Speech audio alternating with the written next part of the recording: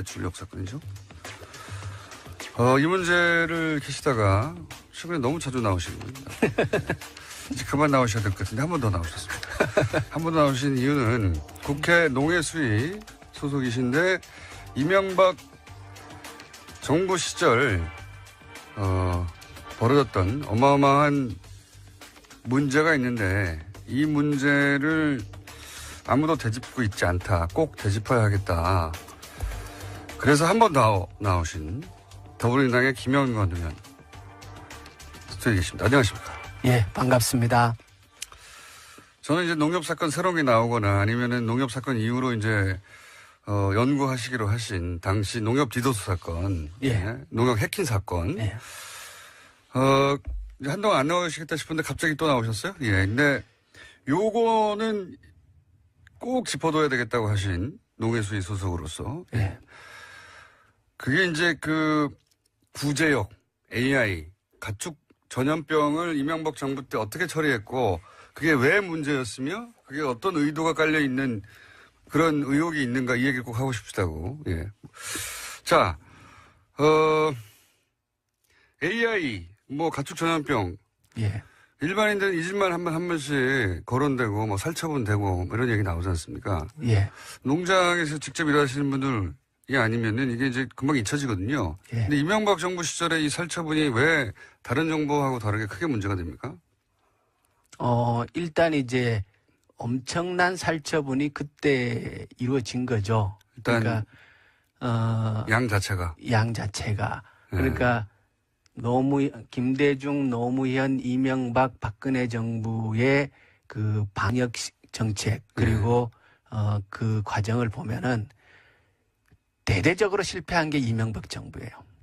방역 실패 얘기 많이 나왔었죠. 그때. 예. 예. 그러니까 전체 이걸 이제 마리수로 비교하기는 좀 어려운 게 예. 닭하고 소를 직접 마리를 1대1로 비교할 수는 그렇죠, 없지 그렇죠. 않습니까? 예.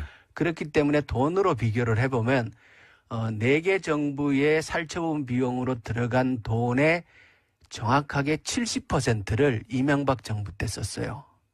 살처분 하는 데만 살처분 3조 원을 썼어요. 3조 9억 원. 대단하네요. 예. 예. 나머지 정부를 다 합친 거에 2배 이상을 썼네요. 그렇죠. 70%를 쓴 거고. 그게 어마어마하게 살처분을 했다는 얘기죠. 어마어마하게 살처분 한 거예요. 예. 다 죽여버렸다는 얘기잖아요, 이게. 그러니까 제가 예. 이걸 들여다보면서 방역이라기보다 그냥 죽여버린 거 아닙니까? 예. 물론 이제 방역을 하려고는 했겠지만은 저는 이게 좀 이상하다. 이상하죠, 이 정도면. 예. 뭐냐 그러면 MB가 예. 이 양반 정말 뒤끝이 있는 양반이구나. 왜냐 그러면 MB 초기 때 광우병 파동으로 곤혹을 치렀지 않습니까? 예. 그런데 MB 5년이 지나고 나서 보면은 예. 결국 우리 한우 농가는 절반으로 줄어요. 왜 그렇습니까? 2010년도부터 그 구제역 사건 터지고 방역에 실패를 하면서 방역 실패 그때 얘기 이제 좀 기억이 좀 떠오르는데 네. 이게 이제 방역을 일부러 안 한 거 아니냐 싶을 정도로 어설펐고 그러다가 돼지 같은 경우는 제 기억으로는 막 몇백만 마리를 땅에 생을 그때 묻고 돼지를 300만 마리 이상 묻었어요. 300만 마리. 우리나라 돼지 총 숫자가 1000만 마리 정도 됩니다. 그중에 300만 마리를 300만 마리 이상을 묻었어요. 그때 정말 기억이 나는 거는 이 돼지들이 다 살아있는 돼지를 땅에 그냥 생으로 파묻었었어요, 그때. 그때 이제 그렇죠. 원래 이제 SOP 상으로 사람이 할 짓인가 싶었는데, 그때. 예, 질식사를 시켜서 다 묻도록 되어 있는데 예. 그때 방송에 이제 살아있는 상태로 그냥 묻는 그러니까요. 그러니까 그때 방역 인력이나 이런 체계들이 제대로 준비되지 않은 상태에서 속수무책으로 막 당하고 이러면서 어마어마하게 묻었고 결과적으로 전국토를 오염시켰고 그리고 우리 더 굉장히 중요한 건 그 과정에서 인간성의 피폐화되는 거를 우리가 국민이 다 경험하지 않습니까? 그러니까요. 살아있는 돼지들이 네. 최소한 원래 절차는 질식사 시킨다고 하는데 최소한 예. 기절이라도 시키든지요. 그냥 멀쩡하게 돼지 살아있는데 그냥 포크레인을 퍼가지고 예. 살아있는 애들을 땅에 묻어버린 거 아니에요. 그냥 다. 그렇죠. 그래서 며칠 동안 돼지 울음소리가 거기 났고 피가 진동했고 이런 얘기 계속 예. 나왔었는데 그래서 돼지의 이명박 저주. 정부 초기 때만 해도 전국의 한우 농가 숫자가 20만 호였어요. 20만 호. 근데 그 과정을 거치면서 10만 호 이하로 떨어졌고요. 지금 전국의 한우 농가 숫자는 8만 6천 호입니다. MB 시절에 이 과정을 거치면서요. 과정을 거치면서. 오. 그리고 그때 썼던 그러면 그 대신에 미국 소고기 수입은 소고기 수입은 엄청나게 늘어난 거고. 그만큼 늘어났겠네요. 네, 늘어난 거고. 그래서 제가 이 과정을 이상하긴 합니다. MB가 확실히 이 양반 뒤끝이 있구나. 그리고 그때 이제 일반인들은 잘 모르실 텐데요. 중요한 정책 몇 가지 또 더 있어요. 예. 그 한우 그 사육 기반을 유지하기 위해서 송아지 안정제라고 예. 어느 정도 이렇게 생산비를 보장해주는 그 돈의 재원은 이제 우리 농가가 자조금 형태로 절반을 내고 정부에서 그 매칭하는 형식으로 보태서 예. 하는 송아지 안정제라는 사업이 있었는데 MB 때에 그것이 발동할 수 없도록 안정제가 작동하지 않도록 고시를 고쳐갖고 사실상 유명무실화 시켜버립니다. 그 지원을 없애버렸어요? 네, 지원 없애버렸어요. 그러면 그 지원을 못하면 무슨 일이 벌어집니까? 그러고 나서 곧바로 이제 송아지 한 마리 가격이 뭐 70만 원, 60만 원으로 대폭락 현상이 벌어졌죠. 12년도부터. 12년도부터. 예. 그러고 나니까 그게 제가 이제 궁금한 것은 네. 잘 모르니까. 그러니까 송아지 값이 대폭락해서 이제 더 이상 한우를 키우는 사람들이 줄어들고 그런 뉴스를 본 기억은 나긴 나는데요. 예. 그게 그 정책을 그렇게 없애버리는 게 농가에 미치는 영향이 굉장히 큽니까? 엄청나게 큰 거죠. 그러니까 일반인들은 모르지만. 예, 그러니까 한우는 번식을 하는 소규모 농가가 산업의 기반이 됩니다. 그 숫자가 굉장히 많고. 예. 그리고 그 사람들이 실질적으로 농촌 경제에서 차지하는 비중이 굉장히 크죠. 예. 그런데 송아지 값이 대폭락해버리면 그분들이 다 문 닫을 수밖에 없죠. 안 키우게 되죠. 예. 예. 그러면 한우 번식 기반 자체가 와야 되는 측면도 있지만 농촌 경제 자체가 뒤흔들리는 거예요. 그 지원금이 액수가 컸습니까? 전체적으로? 그렇게 크지 않아요. 크진 않은데. 꼭 삭감했어야 될 이유가 있나요? 그렇죠. 그래서 이 송아지 안정제를 유명무실화 시킨 거는 예. 이게 매우 잘못된 정책이고. 그러니까 거꾸로 예. 원래 이제 국가 정책이라는 게 예. 예를 들어 불합리해서 혹은 뭐 예산의 낭비여서 세수가 세기 때문에 없애거나 하기도 하잖아요. 근데 그게 큰 액수도 아니고 농가에 꼭 필요한 거였다면 거꾸로 생각해 보면 그럼에도 불구하고 매우 중요한 지원금이었다고 하면 농가가 유지되는데. 예. 그리고 그 돈의 절반은 농민이 매년 적립해 놓은 거예요. 근데 그거를 안 주면 거꾸로 농가에 미치는 영향이 굉장히 커서. 예. 한우 농가가 줄어들고 그러면 그만큼 줄어든 한우만큼 미국소를 소입해야 되고. 그리고 우리 소비자들은 지금 사실 우리 국민들이 한우를 마음 놓고 먹지 못하지 않습니까? 너무 비싸요. 생산 농가가 적으니까요. 생산 농가가 적으니까. 그리고 송아지 가격이 너무 올라서 한우를 사육하는 분들도 경영 압박을 받는 거고. 근데 이제 의원님이 의심하시기로는 뒤끝이라고 하신 게, 큰 액수도 아닌데, 예. 큰 액수가 아님에도 불구하고 한우 농가에는 매우 중요한 지원금이었는데, 예. 이걸 없앴다는 것은 예. 한우 농가 숫자를 줄이고 거꾸로 미국 소 수입을 늘리기 위한 기반 정책 아니었나 이렇게 의심하시는 부분이 있는 것 같아요. 결과적으로 그렇다는 거죠. 결과적으로. 그 의도를 가졌는지까지는 우리가 모르겠어요. 그거는 이제 저는 의심합니다. 저도 의심스럽습니다. 그러니까 꼭 없애야 되는 나쁜 제도가 아니었는데. 아주 좋은 제도입니다. 필요한 제도고. 그래서 지금도 그 제도는 있는데 무명무실하다는 예, 거죠. 발효될 수 없도록 조건을 만들어 놓은 거예요. 그러니까요. 예. 그러니까 한우 농가들을 어렵게 만든 거죠. 그렇죠. 정책의 효과를 굉장히 잘하는 사람이 한 거네요. 임기 초에. 그렇죠. 예. 예. 그게 이제 전 매우 의심스럽습니다. 예.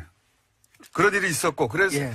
그렇게 해서 농가가 안 그래도 한우 농가가 어려운데 이 구제역 때 예. 돼지 소가 엄청난 숫자로 줄었기 때문에 예. 또 그만큼의 미국 쇠고기 수입 필요성이 생긴 것이고. 그래서 지금 한우 자급률은 갈수록 떨어지고 있고. 그게 근데 MB 정부에서 다 일어난 일이다. 그때부터 시작이 된 거죠. 아, 꼼꼼하네요. 예. 한우 자급률은 계속 떨어지고 있고 우리 국민들은 비싼 값에 한우 고기를 먹어야 되고 그리고 수입 소고기가 늘 싸지 않습니다. 네. 왜냐 그러면 그 사람들도 이제 경제 이윤을 목표로 하는 사람이기 때문에 여기 모자란다 싶으면 계속 올라가거든요. 그래서 그 이후로 국제 소고기 시장, 이건 전체적인 문제지 대한민국만의 문제는 아니거든요. 국제 소고기 시장에서 소고기, 미국 소고기의 값은 거의 2배 이상 뛰었습니다. 이건 어떻습니까? 이제 이명박 정부에서만 하나만 네. 다른 모든 정부를 합친 것보다 2배 이상의 돈을 예. 거기 썼다고 하면 이상한 거잖아요. 분명히 네. 이상한 건데 그때 이제 그 어떤 보도들이 생각나냐면 정부의 대응 속도가 왜 이렇게 느리냐. 이렇게 느리니까 계속해서 그 퍼져나갈 수밖에 없고 그러니 그 양이 늘어나고 그러다 보니까 지금 뭐 돼지만 300만 마리고 닭은 1000만 마리가 넘지 않았습니까? 작년에 그 박근혜 정부에서 닭을 살처분한 숫자가 3천만 마리가 넘죠. 박근혜 정부도 네. 만만치 않네요. 3천만 마리. 전체 70%의 돈을 MB 정부에 썼고 나머지 18%의 돈을 박근혜 정부에 썼습니다. 그럼 90% 정도를 88%의 돈을 90%는 예, 88%의 돈을 두 정부에 썼고 나머지 예, 12%를 노무현 정부는 5%, 김대중 정부는 7%를 썼어요. 야 이거는 말이 안 됩니다. 그러니까 이게 특별한 이유가 있어야 됩니다. 이 우리 정도면. 국민들이 이건 진짜 정부의 실력을 비교해볼 만한 수 있는 자료가 되는 거예요. 민주정부와 저는 박근혜 정부가 실력이 없어서 예. 예를 들어 방역과 관련된데 정부의 대처 능력, 조속한 예. 대처가 안 되고 그래서 2배 정도를 썼다는 것은 예. 실력의 문제인 것 같은데요. 예. 5%하고 70%는 12배 아닙니까? 예. 이명박 정부는 이건 실력의 문제를 넘어서는 의도가 있는 거 아니냐 이렇게 생각이 들어요. 기본적으로. 일부러 이렇게 한 거 아닙니까 진짜? 의심은 스럽지만 결과도 또 그렇게 나오고 그렇지만 그렇게 단언하기는 좀 어렵고요. 그래 의원님은 이제 단언하지 마시고 저는 네, 의혹을 네. 제기하겠습니다. 원래 이제 AI 대응이 지금 저는 초기 대응이 아주 그 기민하게 잘 되고 있다라고 판단을 해요. 비교를 해 주시죠. 구체적으로. 어. 예를 들어서 이명박 정부 때는 이랬는데 예, 우선 정상적인 박근혜 정부. 작년하고 원래를 비교할게요. 그러니까 철새가 오는 걸 막을 수는 없으니까 네. 야생 분변에서 바이러스가 검출되는 거는 어쩔 수 없어요. 예. 그런데 지금 이제 올해는 농가 발병은 딱 한 건 있어요. 농가 발병 한 건 있고 지금 이제 닭을 12,000두를 살처분했어요. 12,000. 예. 근데 작년 요 시점을 보면 200만 두 이상을 살처분했습니다. 10,000대 200만. 예. 네. 그리고 중요한 거는 제가 이제 작년 자료를 다시 살펴봤는데 야생 오리에서 의심축이 발견되고 나서 최초의 확진이 이루어지는데 작년은 14일 걸렸습니다. 14일이요. 예. 이게 고병원성이다 아니다를 아니다. 확진하는데 14일 걸렸습니다. 근데 올해는 이틀 걸렸어요. 그 무슨 진단 키트가 더 좋은 게 나왔습니까? 그만큼 초기 대응을 신속하게 했다는 거죠. 관심을 갖고. 똑같은 공무원들인데. 그렇지만 대통령도 바뀌고 장관도 바뀌고 저 같은 국회의원도 있고. 자, 알겠습니다. 거기까지는 예. 뭐 관심과 실력의 문제라고 하죠. 예. 근데 이명박 정부에서 다른 모든 정부를 다 합친 것보다 예. 예를 들어서 지금 예를 들어주신 대로 하면 노무현 정부 때 쓴 비용의 12배를 쓴 거 아닙니까? 예. 그때 5% 썼고 이명박 예. 정부 한 70% 쓴 거 아니에요? 예. 이건 실력 문제가 아니라 일부러 늦게 했나? 일부러 더 많은 예를 들어서 돼지소를 살처분하도록 방치했나? 이런 생각을 자연스럽게 가지게 되는데 그런 의구심에 들어맞는 정황들은 없어요? 그거는 뭐 14배군요. 70%면 그거는 14배. 거기까지 아직은 더 뭐 MB 머릿속에 들어갔다 나오지 않은 이상 굉장히 이상한 일이네요, 진짜. 근데 그리고- 결과적으로는 그 덕분에 미국 쇠고기 수입이 더 늘어나게 됐고. 예. 엄청나게 늘어났죠. 엄청나게. 그만큼 예. 줄어든 만큼 늘어날 수밖에 없으니까요. 그렇죠. 그리고 한우는 가격이 올라갈 수밖에 없고. 한우 비싸고 소비자들은 불편하고. 만약에 이게 누군가의 구상이었다면 천재적인 구상이네요. 결과적으로는. 그렇죠. 이게 국민들한테 엄청난 손해를 끼치는. 그렇죠. 그리고 특정인들에게는 큰 이익이 됐겠죠. 예. 예. 이명박 정부 때는 그러면 대부분 살처분을 해결한 겁니까? 초기 대응이 아니라? 그렇죠. 살처분을 했는데 그때 이제 진짜 우왕좌왕했었고요. 그러니까 이번에 이제 우리가 새 정부 들어가서 방역국을 만들었어요. 예. 그러니까 초기 대응도 중요하고 방역의 체계를 바로잡는 문제도 매우 중요하고 그래서 방역국을 신설을 했어요. 그래서 전국에 가축 방역관을 시군 단위로 다 새로 뽑고 그래서 이번에 이제 한 농가가 발병되는 과정도 보면은 옛날처럼 이제 막 죽어나가고 이래서 확진이 되는 게 아니고 오리를 출하하기 전에 가축 방역관이 농장에 들어가서 검사를 먼저 하고 그리고 출하를 승인하는 제도를 만들어 놓은 거예요. 그래서 이번에 가축 방역관에 들어가서 보니까 뭔가 좀 이상하다 이래갖고 자기 돈을 주고 농장에다가 오리를 5마리를 사가지고 나옵니다. 이 방역관이. 그래서 그거를 검사를 해서 이미 퍼진 다음에 발견한 게 아니라 아닙니다. 그게 아닙니다. 선제적으로 방역관이 의심스러워 예, 쏟아낸 출하 거예요. 전에 검사를 한 거고 검사 과정에서 좀 이상하다 이래가지고 자기 돈을 주고 사가지고 오는 거예요. 그 방역관 크게 칭찬받아야 되겠네요. 칭찬받고 상 줘야 됩니다. 그러네요. 그리고 이런 제도를 만들어낸 사람도 좀 칭찬받아야 하지 않을까. 의원님이 혹시 하셨습니까? 제가 조금 기여했습니다.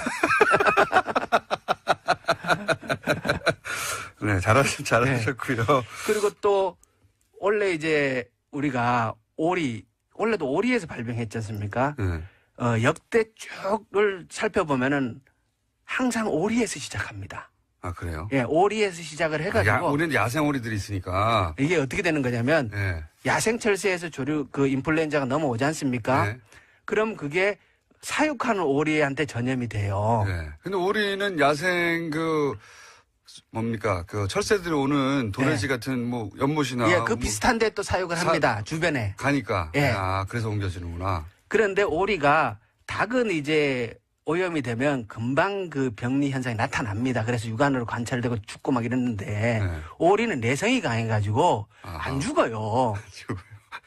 그러니까 감염된 상태에서 오랫동안 살아요. 그러면서 바이러스가 더 많이 쫙 퍼뜨리는 퍼져나가서 이게 예. 그래서 우리가 원래 뭘 했냐 그러면 예. 2번 이상 발병한 농가를 대상으로 사육 휴식제를 도입한 거예요. 예산을 들여갖고. 그래서 지금 전국에 그 기 발병하던 농가들의 농장에는 오리가 지금 없습니다. 자, 의원님. 예. 일부러 마무리를 안 하시니까 시간이 다 됐어요. 한 번 더 나오시려고 그러시죠. 다스 이명박 이야기를 좀 하겠습니다. 앞으로 새가 날아든다에서는 이명박 전 대통령이라는 말을 쓸 수 없어요. 공식적으로 허락하지 않습니다. 다스 그룹 이명박 회장님이라고 부르시면 되겠습니다. 이 회장? 네, 이 회장. 그리고 이제 이시영 전무 이렇게 삼성하고 아주 유사해요. 다스 비자금 공소시효가 석 달 남았답니다. 2008년 2월 21일 날 정호용 특검이 수사 종료했습니다.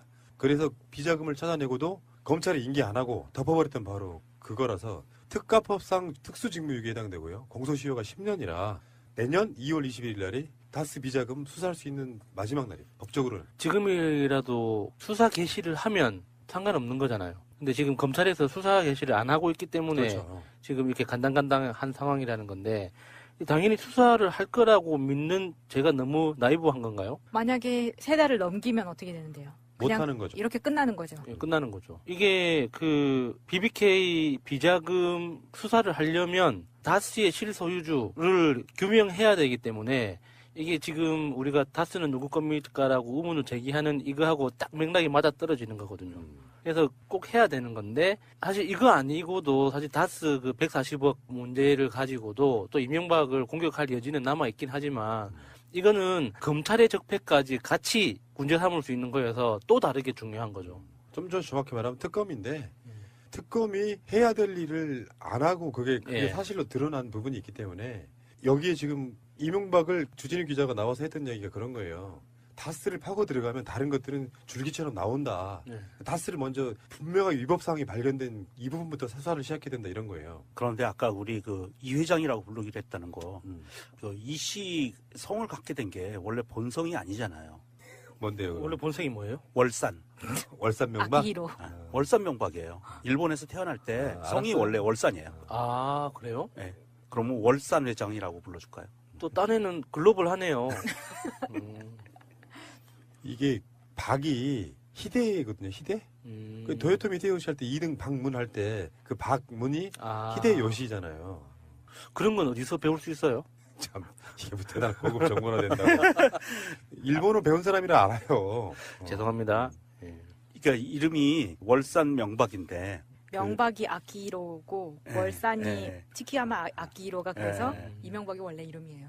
원래 이름이 이제 명박인데 이게 원래는 명유로 썼었대요. 명유? 네, 월산 명유라고 썼다가 이 유자가 히로히토 일왕의 그 피휘라고 그래서 왕의 이름자를 피하는 게 있대요. 그래서 뜻은 같고 발음이 다른 박자로 바뀐 거래요. 무엄하다 이런 거지. 그래서 아주 친일의 뿌리가 깊은 집안이라 원래 할아버지가 월산으로 개명을 했거든요. 차시 개명. 논점을 너무 벗어나신 거 아시죠? 자, 어쨌든 그 다스입니다.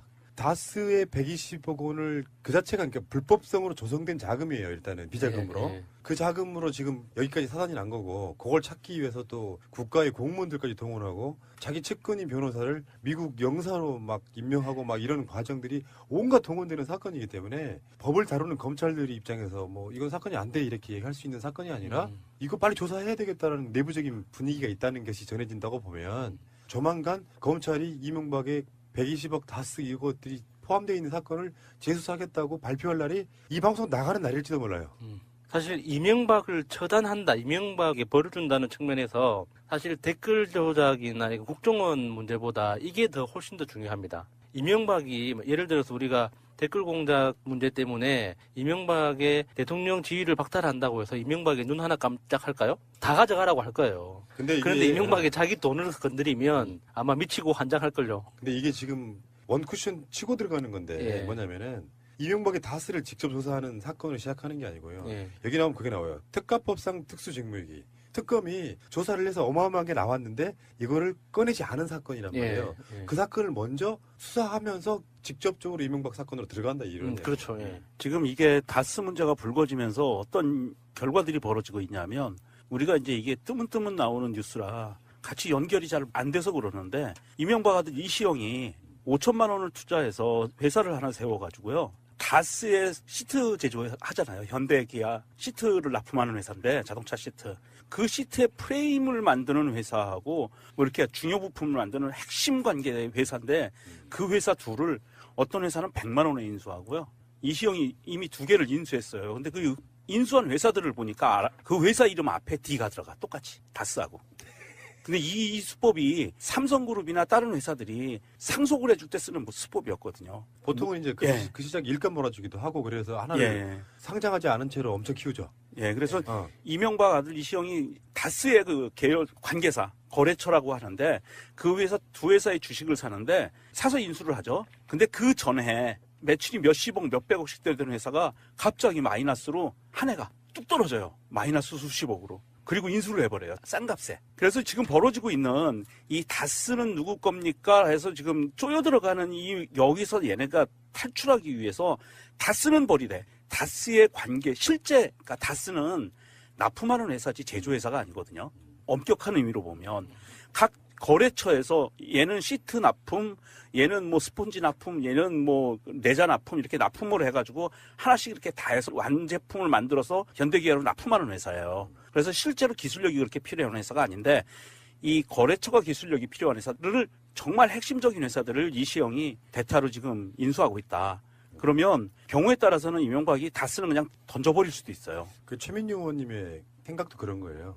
다스를 버리려고 하는 시도 가능성이 높다. 지금 그렇게 가고 있는 걸로 눈에 보이더라고요. 뉴스를 보니까. 정말 어렵고요. 이게 아마도 문재인 대통령 집권 이후에 가장 어려운 싸움이 될 거예요. 이명박과의 싸움. 그렇죠. 그러니까 이런 건 이렇게 생각해요. 법에서 뭘 얼마나 뭔가가 나오느냐는 두 번째 문제라고 생각해요. 이명박이라고 하는 적폐덩어리. 다스뿐만입니까? 댓글 공작도 있고 뭐 블랙리스트 이런 건도 있고 여러 가지 건들이 있는데 거기에 있어서 이명박이라고 하는 사람을 포토라인에 세우는 것만으로도 저는 아주 훌륭한 성과를 거두는 거라고 봐요. 그 과정이 그렇죠. 굉장히 힘든 거죠. 거기까지가 힘듭니다. 사실 포토라인을 세우고 난 다음부터는 자동으로 굴러가게 돼 있어요. 거기까지가 힘들지. 이 자수성가형 악마를 반드시 포토라인에 세우는 그날을 위해서. 그러니까 이명박을 포토라인에 세우려고 하면 댓글 달라고 지시했잖아. 요걸로 못 세운다는 거예요. 전직 국가 원수이기 때문에. 그래서 어마어마한 범죄성을 이제 검사들이 이걸 묻겠죠. 이렇게 묶어가지고 도저히 이 사람이 나오지 않으면 안 되는 상황까지 왔으니까 나와 주십시오 하는 거예요. 그렇죠.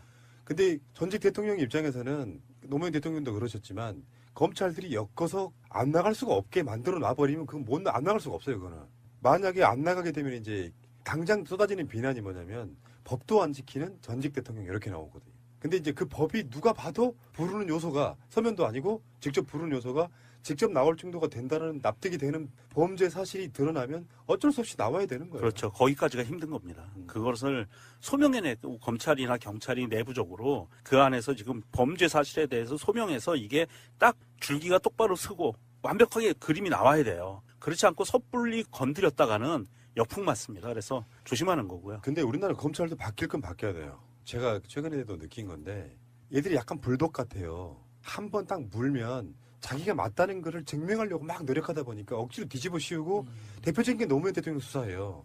일단 이명박이가 국세청 동원해가지고 건드려 놨는데 막상 파보니까 별로 게 없어. 그러니까 어느 날 갑자기 빨대를 국정원 조중동에다가 대놓고 모욕주기 방식으로 해서 여론을 계속 몰아가는 거예요. 그런 식으로 언론 플레이를 하고 있다는 것 자체가 검찰한테 뭔가 별거 없다는 뜻이거든요. 그러면 다스 이명박 이야기를 좀 하겠습니다. 앞으로 새해가 날아든다 해서는 이명박 전 대통령이라는 말을 쓸 수 없어요. 공식적으로 허락하지 않습니다. 다스 그룹 이명박 회장님이라고 부르시면 되겠습니다. 이 회장? 네, 이 회장. 그리고 이제 이시영 전무 이렇게 삼성하고 아주 유사해요. 다스 비자금 공소시효가 석 달 남았답니다. 2008년 2월 21일 날 정호영 특검이 수사 종료했습니다.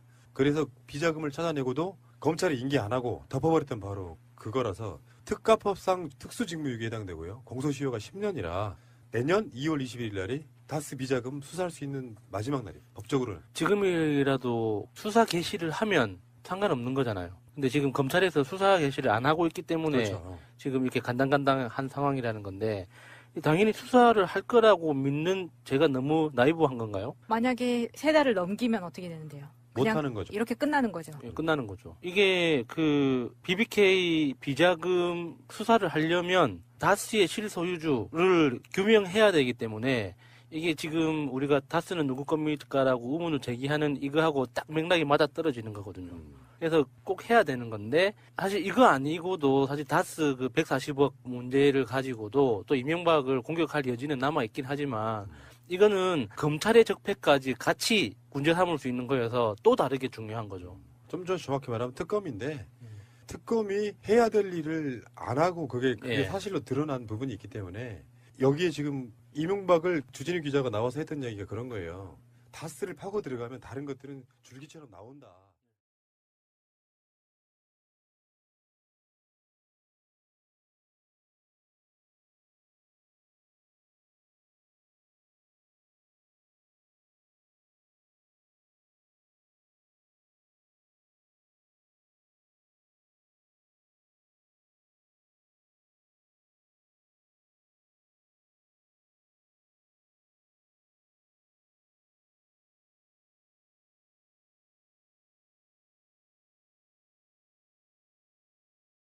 한우 고기를 먹어야 되고 그리고 수입 소고기가 늘 싸지 않습니다. 네.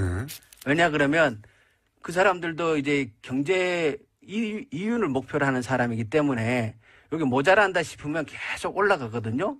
그래서 그 이후로 국제 소고기 시장, 이건 전체적인 문제지 대한민국만의 문제는 아니거든요. 국제 소고기 시장에서 소고기, 미국 소고기의 값은 거의 2배 이상 뛰었습니다. 이건 어떻습니까? 이제 이명박 정부에서만 하나만 예. 다른 모든 정부를 합친 것보다 2배 이상의 돈을 예. 거기 썼다고 하면 이상한 거잖아요. 분명히 예. 이상한 건데 그때 이제 그 어떤 보도들이 생각나냐면 정부의 대응 속도가 왜 이렇게 느리냐. 이렇게 느리니까 계속해서 그 퍼져나갈 수밖에 없고 그러니 그 양이 늘어나고 그러다 보니까 지금 뭐 돼지만 300만 마리고 닭은 1000만 마리가 넘지 않았습니까? 작년에 그 박근혜 정부에서 닭을 살처분한 숫자가 3천만 마리가 넘죠. 박근혜 정부도 네. 만만치 않네요. 3천만 마리. 전체 70%의 돈을 MB 정부에 썼고 나머지 18%의 돈을 박근혜 정부에서 썼습니다. 그럼 90% 정도를 88%의 돈을 90%를 예, 88%의 돈을 두 정부에 썼고 나머지 예, 12%를 노무현 정부는 5%, 김대중 정부는 7%를 썼어요. 야, 이거는 말이 안 됩니다. 그러니까 이게 특별한 이유가 있어야 됩니다. 이 우리 정도면. 국민들이 이건 진짜 정부의 실력을 비교해 볼 만한 수 있는 자료가 되는 거예요. 민주정부와 저는 박근혜 정부가 실력이 없어서 네. 예를 들어 방역과 관련된데 정부의 대처 능력, 조속한 예. 대처가 안 되고 그래서 2배 정도를 썼다는 것은 네. 실력의 문제인 것 같은데요. 네. 5%하고 70%는 12배 아닙니까? 예. 이명박 정부는 이건 실력의 문제를 넘어서는 의도가 있는 거 아니냐 이렇게 생각이 들어요. 기본적으로. 일부러 이렇게 한 거 아닙니까 진짜? 의심은 스럽지만 결과도 또 그렇게 나오고 그렇지만 그렇게 단언하기는 좀 어렵고요. 그리고 의원님은 이제 단언하지 마시고 저는 네, 의혹을 네. 제기하겠습니다.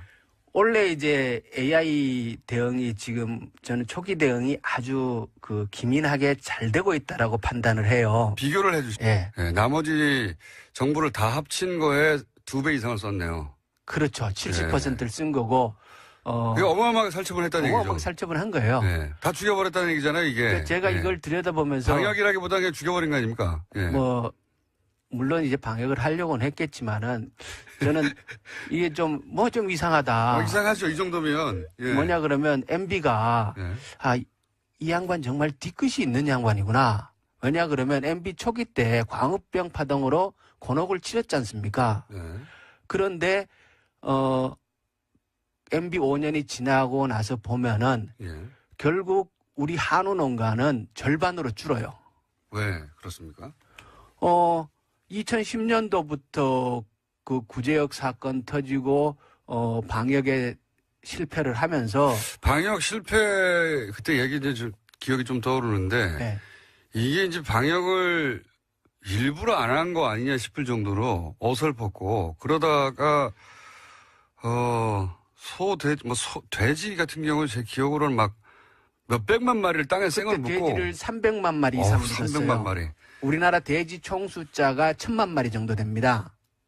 그중에 300만 마리를 300만 마리 이상을 묻었어요. 그때 정말 기억이 나는 거는 이 돼지들이 다 살아있는 돼지를 땅에 그냥 생으로 파묻었었어요 그때. 그때 이제 그렇죠. 원래 이제 SOP 이 상으로 사람이 할 짓인가 싶었는데 그때. 예, 질식사를 시켜서 다 묻도록 되어 있는데 예. 그때 방송에 이제 살아있는 상태로 그냥 묻는 그러니까요. 그러니까 그때 방역 인력이나 이런 체계들이 제대로 준비되지 않은 상태에서 속수무책으로 막 당하고 이러면서 어마어마하게 묻었고 결과적으로 전국토를 오염시켰고 그리고 우리 더 굉장히 중요한 거는 그 과정에서 인간성의 피폐화되는 거를 우리가 국민이 다 경험하지 않습니까? 그러니까요. 살아있는 돼지들이 네.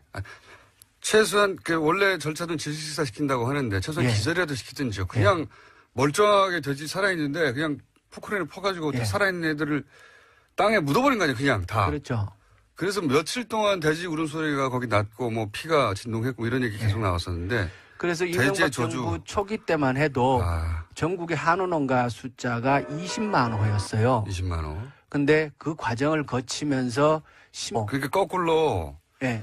원래 이제 국가 정책이라는 게 예. 예를 들어 불합리해서 혹은 뭐 예산의 낭비여서 세수가 세기 때문에 없애거나 하기도 하잖아요. 근데 그게 큰 액수도 아니고 농가에 꼭 필요한 거였다면 거꾸로 생각해 보면 그럼에도 불구하고 매우 중요한 지원금이었다고 하면 농가가 유지되는데 예. 그리고 그 돈의 절반은 농민이 매년 적립해 놓은 거예요.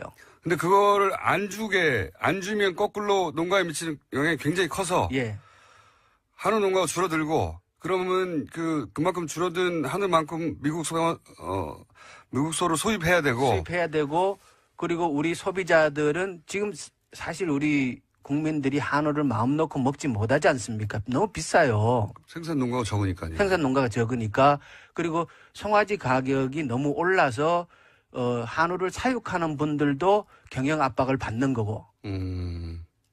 근데 이제 의원님이 의심하시기로는 뒤끝이라고 하신 게 큰 액수도 아닌데 네. 큰 액수가 아님에도 불구하고 한우 농가에는 매우 중요한 지원금이었는데 네. 이걸 없앴다는 것은 네. 한우 농가 숫자를 줄이고 거꾸로 미국 소 수입을 늘리기 위한 기반 정책 아니었나 이렇게 의심하시는 부분이 있는 것 같아요. 결과적으로 그렇다는 거죠. 결과적으로. 그 의도를 가졌는지까지는 우리가 모르겠어요. 그거는 이제 저는 의심합니다. 저도 의심스럽습니다. 그러니까 꼭 없애야 되는 나쁜 제도가 아니었는데. 아주 좋은 제도입니다. 필요한 제도고. 그래서 지금도 그 제도는 있는데 무명무실하다는 예, 거죠. 발효될 수 없도록 조건을 만들어 놓은 거예요. 그러니까요. 예. 그러니까 하는 농가들을 어렵게 만든 거죠. 그렇죠. 정책의 효과를 굉장히 잘하는 사람이 한 거네요. 임기 초에. 그렇죠. 예, 예. 예. 그게 이제 전 매우 의심스럽습니다. 예. 그런 일이 있었고, 그래서, 예. 그렇게 해서 농가가 안 그래도 하는 농가가 어려운데, 이 구제역 때 예. 돼지, 소가 엄청난 숫자로 줄었기 때문에 예.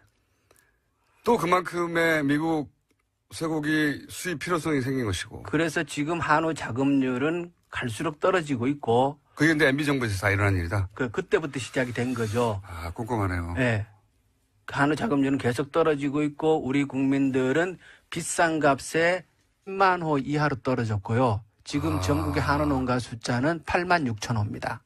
MB 시절에 이 과정을 거치면서요. 과정을 거치면서.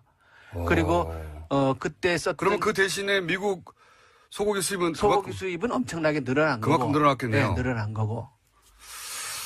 그래서 제가 이 과정을 이상하긴 합니다. MB가 확실히 이 양반 뒤끝이 있구나. 그리고 그때 이제 일반인들은 잘 모르실 텐데요. 중요한 정책 몇 가지 또 더 있어요. 예.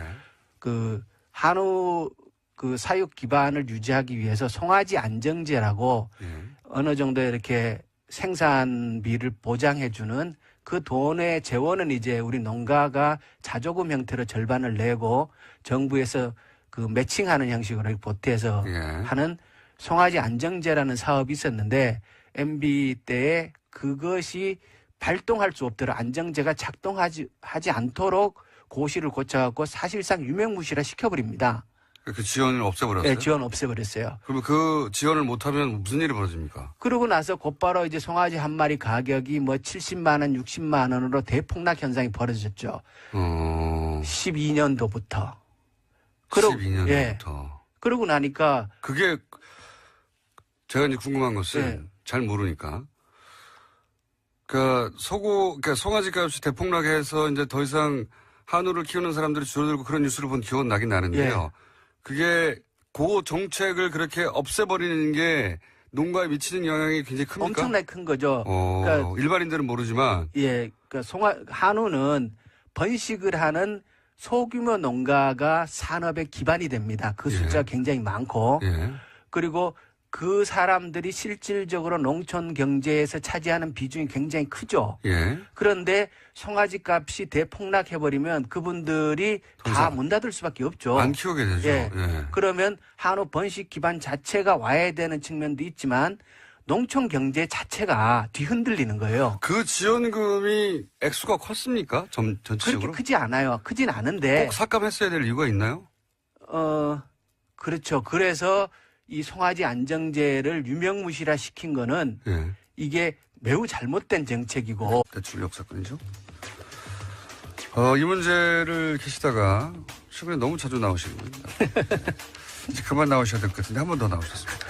한 번 더 나오신 이유는 국회 농해수위 소속이신데 이명박 정부 시절 벌어졌던 어마어마한 문제가 있는데 이 문제를 아무도 되짚고 있지 않다. 꼭 되짚어야 하겠다. 그래서 한 번 더 나오신 더불어민주당의 김영건 의원 스튜디오에 계십니다. 안녕하십니까? 예, 반갑습니다. 저는 이제 농협 사건 새로운 게 나오거나 아니면은 농협 사건 이후로 이제 연구하시기로 하신 당시 농협 디도스 사건, 예. 농협 해킹 사건, 예. 이제 한동안 안 나오시겠다 싶은데 갑자기 또 나오셨어요? 예. 근데 요거는 꼭 짚어둬야 되겠다고 하신 농해수위 소속으로서. 예. 그게 이제 그 구제역, AI, 가축 전염병을 이명박 정부 때 어떻게 처리했고 그게 왜 문제였으며 그게 어떤 의도가 깔려 있는 그런 의혹이 있는가 이 얘기를 꼭 하고 싶다고. 예. 자, AI, 뭐 가축 전염병, 예. 일반인들은 이 집만 한 번씩 거론되고 뭐 살처분되고 뭐 이런 얘기 나오지 않습니까? 예. 농장에서 직접 일하시는 분들이 아니면은 이게 이제 금방 잊혀지거든요. 예. 근데 이명박 정부 시절에 이 살처분이 왜 다른 정부하고 다르게 크게 문제가 됩니까? 일단 이제 엄청난 살처분이 그때 이루어진 거죠. 일단 그러니까 양 자체가. 양 자체가. 예. 그러니까 김대중, 노무현, 이명박, 박근혜 정부의 그 방역 정책 그리고 그 과정을 보면은 대대적으로 실패한 게 이명박 정부예요. 방역 실패 얘기 많이 나왔었죠. 그때. 예. 그러니까 전체 이걸 이제 마리수로 비교하기는 좀 어려운 게 예. 닭하고 소를 직접 마리를 1대1로 비교할 수는 그렇죠, 없지 그렇죠. 않습니까? 예. 그렇기 때문에 돈으로 비교를 해보면 4개 정부의 살처분 비용으로 들어간 돈의 정확하게 70%를 이명박 정부 때 썼어요. 살처분 하는 데만 살처분 3조 원을 썼어요. 3조 9억 원. 대단하네요.